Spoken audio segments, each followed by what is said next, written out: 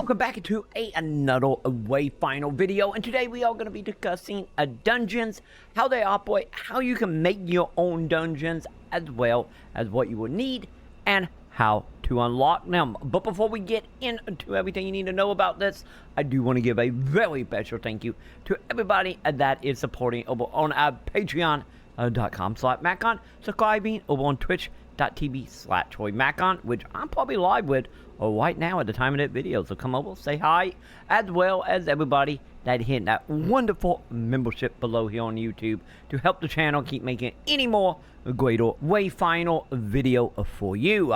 So let's jump into this. Let's talk about dungeons and everything you need to know about them. So to start off here, the main thing about dungeons is these are broken into two stages here. Of course, the fourth stage is going to be finding the dungeon out in the open areas or in the zones, and of course you can go ahead and find them, of course, with the little door symbols on your map. And of course, 9 times out of 10 there will also be a checkpoint next to it or a marker so you can teleport back to them. But they also have an item here called the Matrix, which we will go ahead and talk about Echo Matrix in a moment. But the main thing about the dungeon to keep in mind is we have these.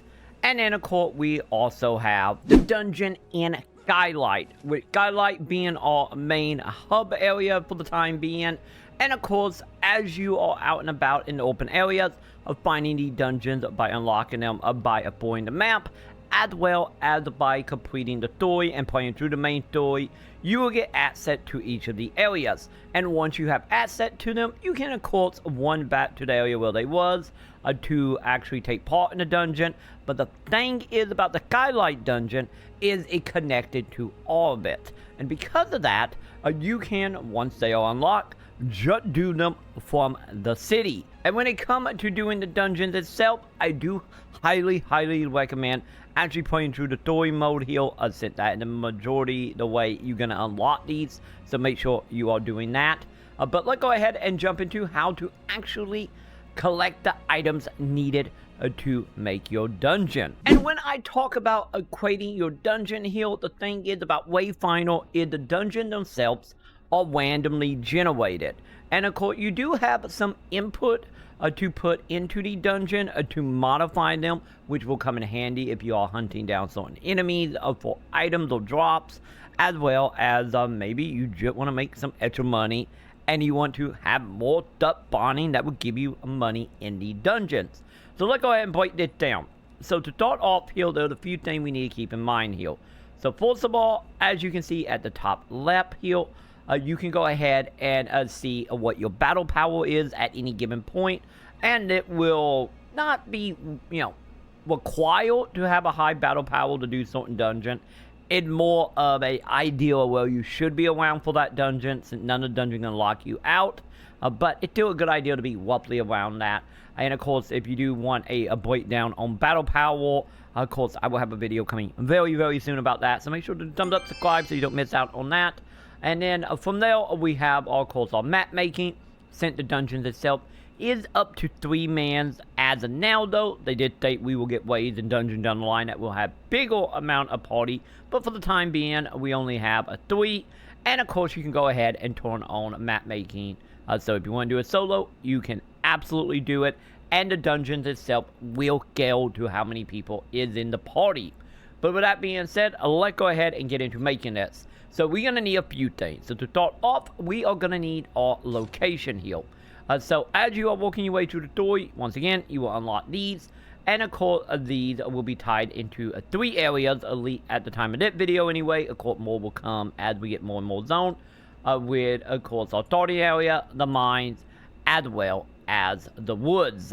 So as you go through the story, you will grab the very first things, which is, of course, our area. So this is going to be our theme of our dungeon that will be tied to whatever region you got them from.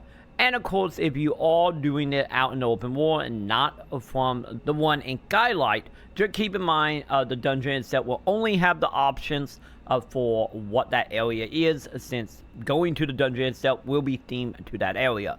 So keep that in mind if you're out and about outside the city. But for this video, we are doing it in the city, so I do have an option to pretty much match anything I want. So to start off here, like I said, we will pick our location. So you would notice a few things here. We got a couple. So we got a circle and we got a triangle. The triangle area, these are bosses, or also known as hunts. And of course, these you will have to go ahead and make them by farming material to create the actual fight itself.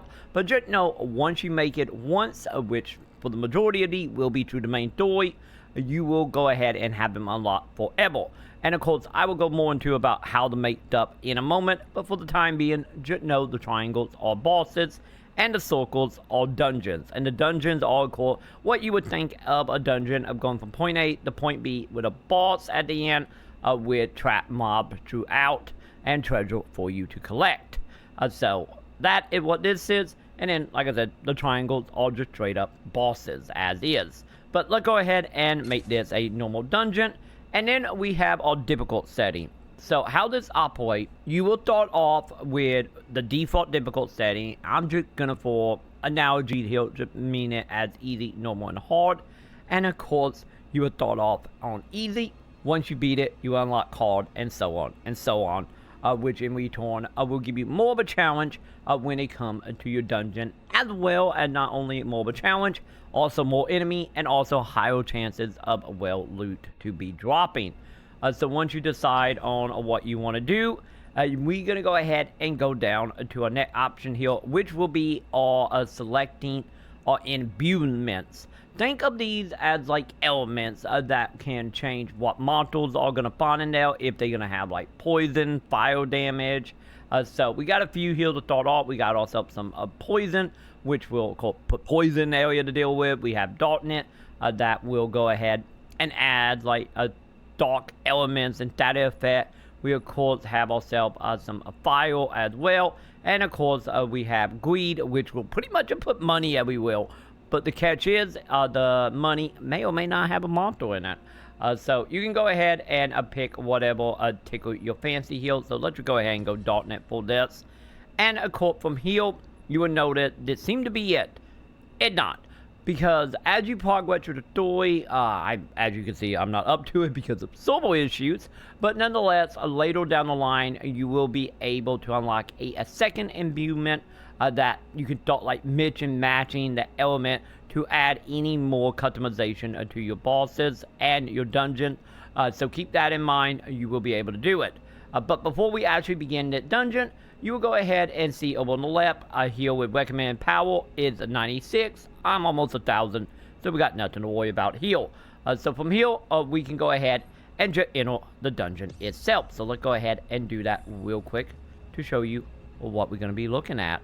And since we went ahead and we picked the point A to point Z dungeon here, there are a few things to keep in mind here with the dungeon. First of all, you will notice above me, you will see 3 chests, and how that operates here is of course the dungeon with it being from point A to point B. As you progress through the dungeon and you are defeating enemy or finding locations on the map, you will go ahead and gain experience toward unlocking chests at the end of the dungeon. But just keep in mind, every time you die, you will lose some of that experience tied to the chests. Die too many times, and you will not get any chests at all. So ideally, you want to abort, you want to try to kill everything, and you want to go ahead and not get knocked out, so you can get all the treasure from the dungeon itself. With that being said, there is treasure still in the dungeon that you can find normally. This is just bonus for rewarding you for doing a good job inside the dungeon. And of course, when it comes to the map itself here, when you start off, as you can see, the map will have to be discovered by you. But you do get a little bit of heads up seeing, well, some of the checkpoints are located. And of course, once you hit the location, you can go ahead and teleport through them freely. But with that, let's go ahead and talk about some stuff can happen inside the dungeon itself. So to start off here, outside the teleportals, as you went through it, you can of course also find mining materials that you can go ahead and destroy to get your hands on certain items. Also, as you can see, I'm filled with poison right now since we picked poison. But outside of finding treasure and a monster trying to kill me. Okay, there we go. I think I took kill the monster. But, or maybe not, I heal one. Either way, hopefully they won't tap me for a moment. But outside of dealing with that, is you will find the points of interest for your mining. Also, there is a chance that you might actually find quests that will be tied to the dungeon itself. So if you go to the dungeon, you find one of the quests and you don't complete it, do not worry. Of course, all you need to do is whatever type of dungeon it was, and you can try again to complete it, since some of the stuff may not spawn once you get the quests, and then you have to load back in. Sometimes they will. I don't know that solvable thing. I don't know that design, but just a heads up on that. If you pick up a quest in a dungeon and you can't seem to find it, just redo the dungeon with the same settings, and it will pop up that way. You can also find special events that are happening scattered around, such as a loot goblin, which I'm pretty sure most of you probably know what that is if you play any ARPGs, which is a goblin that have a lot of AP, but if you kill it, you get a whole bunch of loot. There is also mini bosses that you can spawn as well to fight in the dungeons, as well as a cool special event that might happen, such as defeat an enemy in a certain time limit to get certain treasure. So keep that in mind as you pull, and not guarantee you will always find them things, but there are moments that will obviously happen and you will stumble into.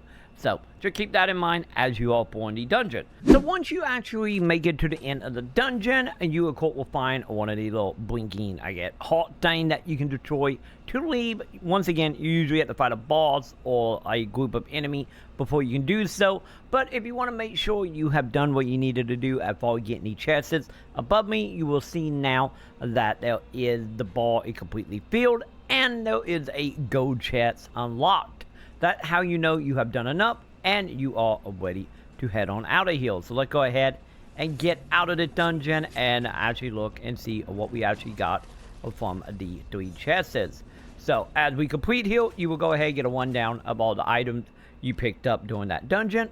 And under summary, you will of course see the 3 chests right behind me of each item you're going to be getting and how many you're going to be getting as well, and also how good your weapon and your character have actually leveled up from completing this as well. And of course, you can see your stats on how long the dungeon took, how many enemy, and how many times you have died. But with that is pretty much the bait dungeon as is from point A to point B. So let's go ahead and jump into exactly what the bosses are. So for the actual boss dungeon, these are a little bit different because as you can see from the map here, it pretty much you zone in and you go straight to the boss. Really no trap mobs or anything from point A to point B. Also, you will note that this time around we don't have the treasure above our head, because how that will operate is that you will get the treasure once you defeat the boss itself. So with that, it's pretty straightforward. We just gonna go ahead, head to the boss arena. We do got a little bit of the Souls-like fog gate here that we got to step through, and of course when you do this, it will of course begin the boss fight itself. And of course each boss fight will have a specific animation tied to it, but I'm gonna go ahead and just skip this so we don't pull it for you. And then from here, you are trapped in the arena and you have to fight whatever boss you are going after. So pretty much this is pretty straightforward. Kill the boss, leave, and you will get your items. So let's go ahead and talk about some of the items you need to create here. As we talked about earlier with the Echo Matrix and why these are important, is when you are doing the dungeon, when it comes to the imbuement, the elemental thing we were talking about, as well as the bosses themselves, you will have to make the item for it. Once again, the bosses, once you make it, you good forever. The imbuement, not quite. Because how they work is every time you put an imbuement on one of the dungeon, it will be used. So at that point, either once you die and you either give up or fail the dungeon, which you can do if you died so many times, you will lose that item. As well as once you complete the dungeon, you will also lose that imbuement as well. So ideally, you want to be farming material by killing enemy, mining, and doing activity to get currency that you can then use to make the imbuement. But when we come to making them, we need to head on over to an Echo Matrix, and we need to use the Matrix itself. So from here, we got a couple of things. First of all, we have our Gloomstone. I did a video about this, check it out above. These are tied to leveling your character and your equipment, not tied to dungeon. So if you're interested in leveling up your character faster, check out that video, a link above. But what we are looking at here is the imbuement itself. So as you can see, each of these will require pretty much a amount of corn seed as well as a assorted material. In the case of this, we need 10 material that you can get once again from mining and whatnot, and of course will require 50 gold to create. So let's just go ahead and make one of these, and we're just gonna hold down the button and make it, and there you go, it have officially been added to your inventory. And that right there is how you make imbuement. And of course, if you do have any bosses here, it will be listed here as well. So that right there is how you make them. And with that, that is everything you need to know about dungeons when it comes to the normal trap mob dungeon, bosses, and how to create the dungeon itself from scratch. Once again, keep doing the main story, keep unlocking these, and eventually you will also get the ability to put 2 imbuements on each of the dungeon to make it any more complex and ideally get any better loot. And of course with that, if you have found that video useful in any way, shape, or form, make sure to thumbs up, subscribe, hit all the wonderful bell below, and of course let me know below how you feeling about the dungeons. Are you liking them? Because at the end of the day, they pretty much a dot hat dungeon for you who have played dot hat back in the day. Let me know below, and of course if you got no input, feel free to leave a wonderful emoji down there, because engagement is engagement and YouTube love engagement. But with that, I'm gonna go ahead and do it for me for today. I will be back tomorrow for any more Wayfinder, as well as of course live probably right now over on twitch.tv/Maconn with Wayfinder. So come on by, say hi, and I will see you tomorrow in our next video. So till then, I will see you in the comments.